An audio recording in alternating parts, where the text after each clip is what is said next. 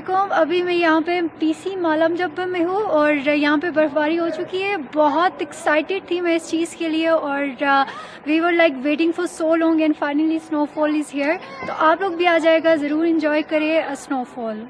मेरा नाम अलीना है, मुझे बहुत अच्छा लग रहा है। यहाँ पे बहुत अच्छा, सब कुछ बहुत अच्छा है। आप लोग भी आए सारे, हम बहुत मज़ा कर रहे हैं। Thank you. इस्लामाबाद से बहुत अच्छा लग रहा है, बहुत प्यारी है और ये परफेक्ट वेदर है आने के लिए।